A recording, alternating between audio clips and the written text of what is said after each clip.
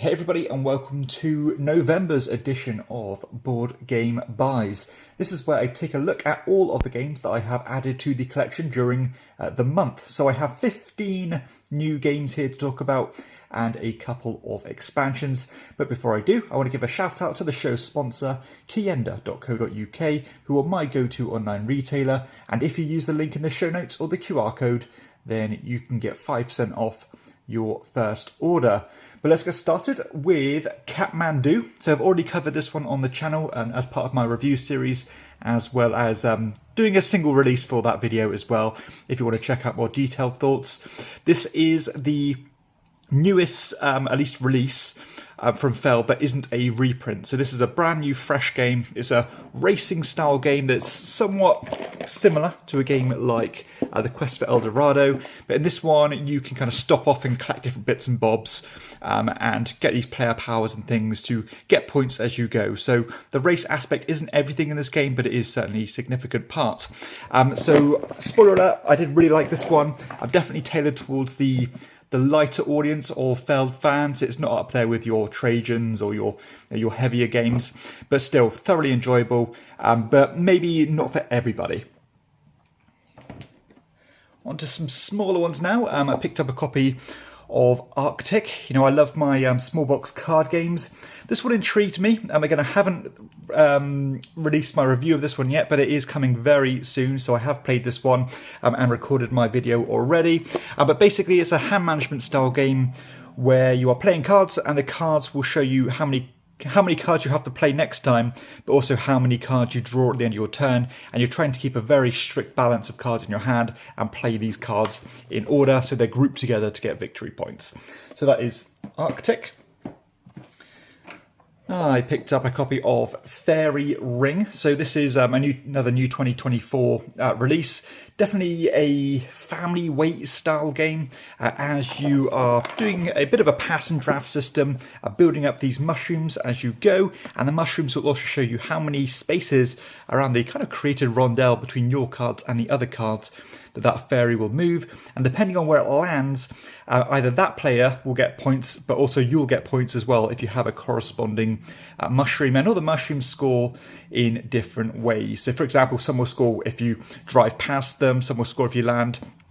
I'll give you more points depending on how tall the mushroom is, etc. So again, I have recorded my review of this one. I have played it quite a few times already. So that is Fairy Ring. Another new one is Tower Up, a brand new release from this year. This one I was really excited to try actually, because I love how simple the game system is. Pretty much as streamlined as you get. So this one, you are essentially taking either taking these cards and taking the corresponding bricks, or you are creating a new kind of skyscraper, I suppose, by building on these new plots of land. But the more densely populated areas will cost you more bricks, because you also have to increase the size of all the connecting buildings. And what you're trying to do is you are trying to increase your tracks of all the different colours by increasing those buildings, but also try to race for public objectives. So again, I have played this one a few times already. The review is coming, and a bit of a spoiler alert, I might have even undersold this one in terms of how I rated it, because the more I'm playing it, it's pretty damn good, to be honest. So that is Tower Up. Another new one as part of that same review video is going to be Inori. So this one I'd heard some good things about, so I was intrigued to try it. Relatively affordable, fast little worker placement game. Now after reading the rulebook, I must admit I was a little bit apprehensive, because I thought that it sounded quite generic. If you know me, generic worker placement games are a big turn off. I don't really get much from them because they all feel the same. But is that the case? You'll have to stay tuned for my review. But still quite an abstracted worker placement game. That is Inori.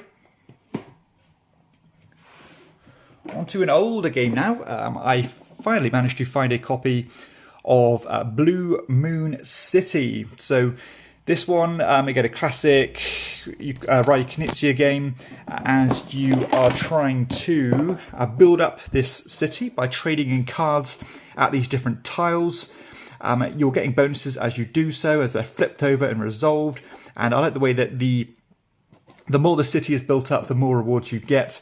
And essentially what you're trying to do is you are getting these crystals by completing these tiles, then you're racing back to the middle to cash in those crystals to contribute towards the obelisk here. And it's going to be a race to get to 5 donations to the obelisk, getting more expensive as you go. So I'm really intrigued to try this one. I'm going to have played it once, but I wasn't sure where to sit with it because I didn't gel too well with Blue Moon Legends. Now I know this is a completely different game, but of course, being part of the same series, sometimes that gets a little bit messy. But you have to stay tuned to hear my thoughts on Blue Moon City. Need to play that one a few more times. On to a game that's not even out yet. This is Anim Alcatraz. So very cool name, great art style here with this kind of anthropomorphic animals in the prison setting. I like the kind of hyper-realistic art style. It's really, really cool. This one I've not played, unfortunately, so I was quite late to get a copy of this one, and I won't have a chance to play it before the campaign ends on Kickstarter, I believe. So this one only has, I think, a day or 2 left, so be sure to check that one out if this interests you. But this one is a sandbox prison brawler for up to 8 players, so quite a broad player range there. Now this is a prototype copy, but you can see everything here as you are trying to dominate the prison basically by increasing your reputation, or you can even try to collect a particular set of items and break out of the prison as well. So you think you have a lot of free reign to do what you want to do. But I really did like the way that the game didn't shy away from the brutality of the kind of prison life. I thought that was really cool, and a unique theme because you don't see too many games based on prison, and the art style really goes well with it. So again, that campaign is ending soon. I haven't had a chance to play this one, so be sure to check that one out, and hopefully I can share my thoughts relatively soon on Anim Alcatraz. On some smaller games now, I got a copy of Mr. Kana, a Foundation deck. This is, of course, by Button Shy Games. This one is like a kind of a system, really, where you have these cards that come with very simple games, but the core deck here is added onto through these expansions to change the game. So basically, it's like a game system, I suppose, and you add all these very tiny expansions to give you tons of different games. So I've not played this one yet. It seems pretty simple, so I'm sure it won't be too long before I get this one played. That is Mr. Kana, as well as a few expansions. I was kindly sent a copy of Legends Odyssey. So I think this one, I'm not sure if it's on Kickstarter at the moment, or it has been. This one, I'll be honest, I'm kind of struggling to understand what it's about. It's kind of a choose-your-own-adventure card game, but there are different ways you can play it in a kind of a duel system. I wasn't quite sure where the gameplay was when I read the rules, but if anything, the art style in this game is absolutely gorgeous to look at. I'll try to show you a few images here. A really polished, kind of fantastical artwork that looks fantastic, you can see. So I'm not sure if the game's going to be for me, but that is, again, I've not played it yet, so I can't say that with any confidence, but that is Legends Odyssey. Another game that I was very kindly sent was World Breakers, as well as the expansion here called the Indigo Sisterhood. So this is, I believe, a 2-player only game. I have read the rules, but I've not played this one. It's kind of a head-to-head dueling game that's similar to games like Magic the Gathering. I've not, well, to be honest, the game system itself seems pretty clean. Not wildly unexpected with what you'd expect with a game like this. Playing characters, upgrading things, and doing back and forth as you attack each other. But again, it does sound pretty sharp, and it sounds like there's been a lot of care being put into this game. So again, intrigued to see if those gameplay, or the actual gameplay and the combos, are going to be there to really satisfy, a Eurogamer like me. But I'm quietly optimistic, and again, hopefully I can get this one played soon when I have a 2-player games day. So that is World Breakers, as well as the Indigo Sisterhood expansion. On to the next pile then. I managed to pick up a copy of the second expansion for Forest Shuffle, one of my favourite card games and one of the best games of last year. So this is the Woodland Edge expansion.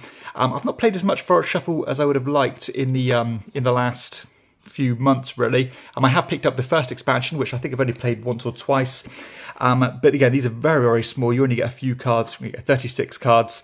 And I'm not sure what the difference is in this one, because I've not even looked. I've kind of picked this one up blindly, really, because I love Forest Shuffle so much, and these are very affordable. So that is the Woodland Edge expansion for Forest Shuffle. Another freebie here with Lings. This one I have played. It's kind of just a play cards and see what happens style game. As you are again playing these different cards, they'll have points on them. Some of them have take that methods. Some of them have set collection bonuses and ways to, I don't know, do other things. So very simple mass market style game. Probably from that you can see this isn't going to be a game that I'm really going to advocate, but still nice to play it, and it's definitely relatively simple to play. Sorry about the siren there in the background. A couple games here that I've not managed to play yet is Lost Seas. So this one, blue-orange game. I like these kind of puzzly games where you are building things in a grid. This one you have, again, variable axes where you are trying to correspond to both of those axes to score points by placing these tiles. I don't know any of the intricate details of the game because I've not played it yet, but I'm sure this is going to take 5 minutes to learn, and it's only a 20-minute game. So this one could be a sleeper, so intrigued to try that one. And kind of a step above that for a puzzly game, I've picked up a copy of Pass Tally. Okay, this one is still in shrink. I've not played it. This one has intrigued me since it's been out. I've always wanted to give it a go, but never really. I just didn't really take the plunge. This time I have. So this one, you are building up this communal board of these kind of diamond-shaped tiles, trying to create these pathways going through the tallest tile stack, and you're going to get points depending on how tall those stacks are. Sounds like a brain burn. It could be a little bit fiddly, but it definitely has that unique quality or unique edge to it that is going to at least make me really want to play it and engage with this one. So that is Pass Tally. A couple more now, the first of which being Cape Horn. So this is an older Cosmos game, as you can see here. This one, I don't know really why I picked it up. I found it for very cheap. And I like these kind of dusty old Euro games, and I like Cosmos as well. This one is a racing game with an intriguing mechanism as you are playing these kind of wind tiles, which will direct your ships in the direction they can go in. And I believe you are trying to pick up one of these tokens and get back to Cape Horn, or you are trying to, I think, pick up 2 of them. Something like that. Very simple stuff. It does have the potential to be a bit cheesy, I think, a little bit gamey, or even a little bit swingy and luck dependent, and maybe even frustrating because you're not going to have a lot of control. And I can see there being some take that in this one. But again, I'm going to keep an open mind. Cosmos generally do a good job of games, but this one, maybe, you don't hear about it for a reason, so we shall see if that is the case. So that is Cape Horn. And the final game here is going to bookend the other Steffenfeld game from the collection here. This is Nassau. This is the reworking, not a reprinting, but more of a reworking of Rum and Pirates, which was one of Steffenfeld's first games, if not his first game. I can't quite remember.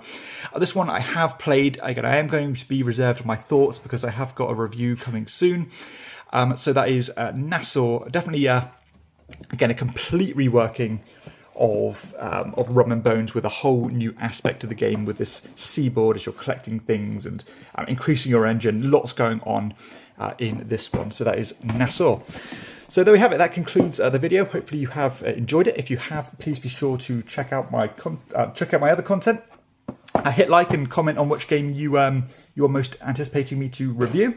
Also be sure to check out my BGG page for my new game, Thalamus, which will be available for purchase soon. But for everybody else, I'll see you next time on Chairman of the Board. Bye-bye.